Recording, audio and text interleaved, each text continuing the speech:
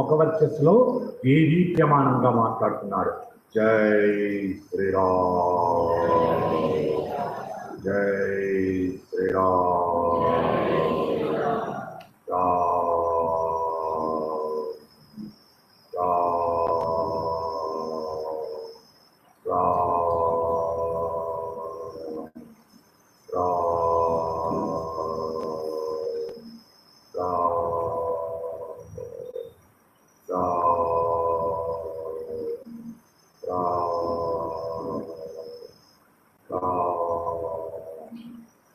ఉన్నటువంటి ఈ ముఖవర్చస్సు కనబడుతుంది.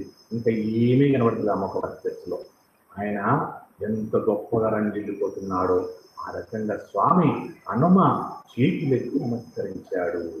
అలాంటి నిజ దర్శనాన్ని భీమసేనుడు చూసి ఒక్కసారి అడలిపోయి కళ్ళు తెచ్చాడు. చూస్తే హనుమా, ఇక నీ స్వరూపాన్ని నేను చూడలేను మహానుభావ, ఇంత పెద్ద స్వరూపమా, ఇంత పెద్ద స్వరూపంతో నిలబడ్డావా అని భీమసేనుడు ఒక్కసారి హనుమను ప్రార్థించాడు. ప్రార్థిస్తే, అయ్యా నీకు ఇంతకు దూరం ఉన్నటువంటి స్వరూపముతో నాకు దర్శనమయ్యా అని హనుమను ప్రార్థన చేస్తే, అప్పుడు హనుమ తన యొక్క స్వరూపాన్ని ఉపసంహారం చేసి, నాయనా నీకు చూపించినది నా నిజ స్వరూపము కాదు, ఏదో కొద్దిగా నల్లపూసంత మాత్రమే చూపించాను హనుమ అంటే. హనుమ చూడండి ఇక ఎంత దేదీప్యమానంగా వెలిగిపోతాడు. అలాంటి హనుమను ఏమని మాట్లాడతారు? హనుమ దయ్యాలు భూతాలకు భయపడుతున్నాడు, దాన్ని చేయలేకపోతున్నాడు. హనుమ కూడా మంత్రోత్సవం జరుగుతుంది అట. హనుమను కూడా మంత్రాలు తంత్రాలు చేస్తారు హనుమకు. నేను ఒక దేవాలయంలో విన్నాను ఈ మాట.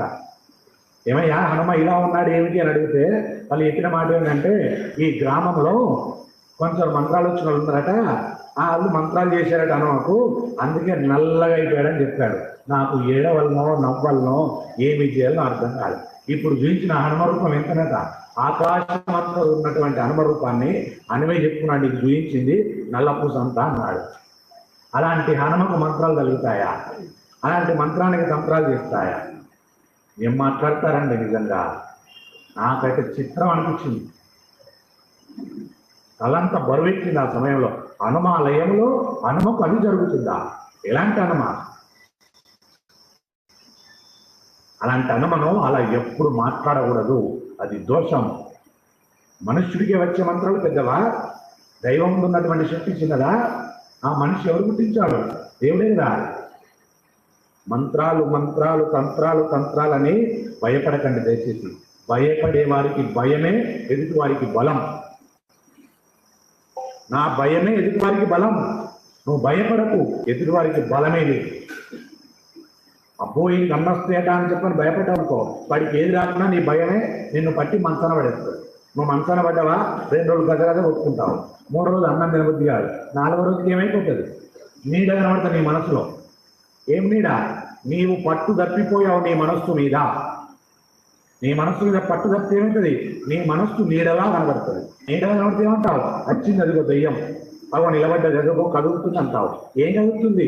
నీ మనస్సు మీద దృఢత్వాన్ని కోల్పోయావు, పటుత్వాన్ని కోల్పోయావు, నీ మనస్సు మీద నిగ్రహాన్ని కోల్పోయావు, నీ మనస్సు మీద కోల్పోతే అది నీకు నీడలా కనబడుతుంది. దానికి యంత్రం మంత్రం తంత్రం అని భయపడి దేవుళ్ళ మీద నిందలు వేసి నీ మీద నింద వేసుకొని దేవుడికి దూరం అయిపోయి పాపం అవంశవంతులైన వాడి నిందలు ఎందుకు వేస్తావు? ఇంకొక మాట చెప్తాను, నిజంగా అతనికి మంత్రాలే మాయలే వస్తే నేను చాలా సందర్భాల్లో చాలా గ్రామాల్లో చూశాను. ఆ మంత్రాలు చేసేవాడు ఎలా ఉంటాడంటే కడు బీదరికంగా ఉంటాడు పాపం. ఎంతో మందిని చూశాను కూడా. ఈయన చేస్తాడంటే ఆయన చూస్తే ఏ పెద్ద కోటీశ్వరుడు కాదు, మరి మామూలు జీవితమే గడుపుతుంటారు వాళ్ళు, ఆడైనా మగైనా.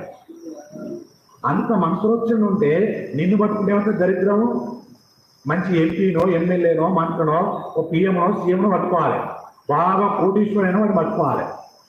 పెద్ద వ్యాపారవేత్తను పట్టుకొని వాడికి మంత్రం చేస్తే వాడు కోర్టు తెచ్చిస్తాడు కదా. నీకే ఉంది దుబ్బ తప్ప ఏం లేదు. ఈ అనుమానాలన్నీ మనుషులు వదులుకోవాలి. ఎంతమంది అన్నారు మా ఇంట్లో దేవుడు పోరాటం చేశాడయ్యా, దయ్యాల మీద భూతాల మీద చేసి చేసి అలసిపోయాడు. దయ్యాల శక్తి ఎక్కువైపోయింది, భూతాల శక్తి ఎక్కువైపోయింది, భగవంతుని శక్తి తక్కువైపోయిందయ్యా. తక్కువైపోయి అన్నాడు, ఏమన్నాడు ఇంకా, నేను పోరాటం చెయ్యా అన్నాడు. దేవుడు అంటాడు ఆ మాట. ఎంత మూర్ఖత్వమైన మాట అండి. ఆ జీవికి కూడా ఎవరు ఆధారం? పరమేశ్వరుడి ఆధారం. అలాంటి పరమేశ్వరుడు ఓడిపోతాడా? ఓడిపోయింది ఏందో తెలుసా? నువ్వు చేసుకున్న పుణ్యఫలం తగ్గిపోయి ఓడిపోయావు. నీ పుణ్యఫలం ఉన్నంతసేపు పోరాటం చేశాడు పరమేశ్వరుడు. నీ పుణ్యఫలం తగ్గిపోయింది, ఎందుకు వచ్చేశాడు పరమేశ్వరుడు. నీ కొరకు పోరాటం చేయాలంటే నీ దగ్గర పుణ్యఫలం ఉండాలి. నువ్వు చేసిన పుణ్యం అంటుంటే పరమేశ్వరుడు నీ గురించి పోరాటం చేస్తాడు. పరమేశ్వరుడు నీ గురించి పోరాటం చేస్తాడు. నీ దగ్గర పుణ్యఫలం లేదు, ఆగిపోయాడు. దానికి ఏం పేరు పెట్టుకుంటున్నావు? దేవుడు అలిసిపోయాడు అంటున్నావు. దేవుడు ఎప్పుడు అలిసిపోడు. నీ కర్మ పుణ్యఫలం తగ్గితే అలిసిపోతాడు. దయచేసి ఇలాంటి నిందలు మానుకోండి. ఇలాంటివి రాకూడదు. మీరు ధైర్యంగా ఉన్నంత కాలం మీకు ఏది అంటదు, మిమ్మల్ని ఏది పట్టదు. మీరు ఎప్పుడైతే భయపడతారో మీ భయమే ఎదుటిలకు బలం. ఆ బలం వల్ల ఏదో చేస్తున్నారంటారు. శాస్త్రంలో ఎక్కడ కానీ మంచికే మంత్రోచ్చరణ తప్ప చెడుకు మంత్రోచ్చరణ లేదు. ఇది మీరు బాగా పట్టుకోండి. అనుమానమే పెనుభూతమై ఉంటుంది. అనుమాన పడకండి. మీరు కావాలంటే పరీక్షించుకోండి.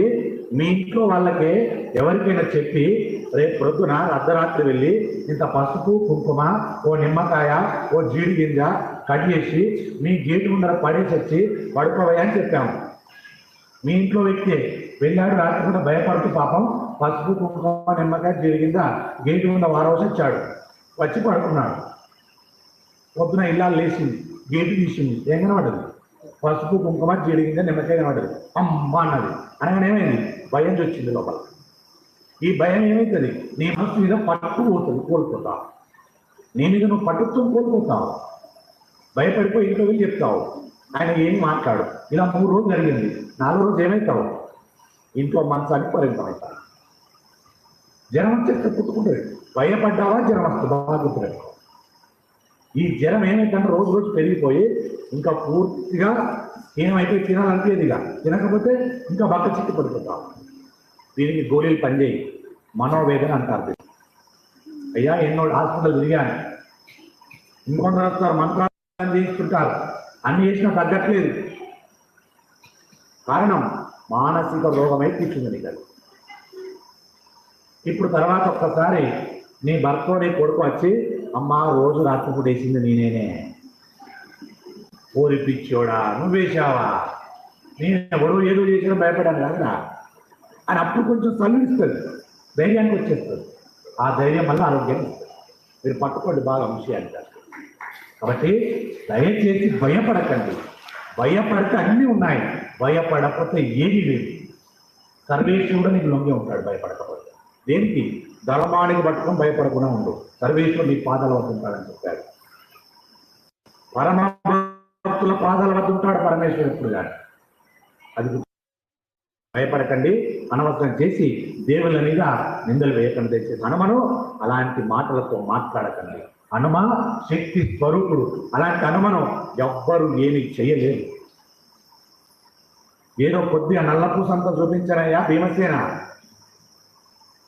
గుర్తుపెట్టుకో, నా రూపం అసలు స్వరూపంలో చూడలేవు, దీనికి పోలిక లేదు. నా యథార్థ స్వరూపముతో నేను నిలబడితే ఎవ్వరికైనా గుండె బక్కలైపోతుంది. అలాంటి హనుమనా చేసేది? అలాంటి దేవుళ్ళనా? నువ్వెంత నీ బతికెంత, నేను పెడితే బతికేవాడివి. మరి ఎందుకయ్యా వాళ్ళ కర్మ వాళ్ళ భయంలో లేడుస్తున్నారు అంతే. అలా అందరూ చేస్తారా? అందరికి ఏది అందరికి జరుగుతుంది, భయపడే వారికి జరుగుతుంది.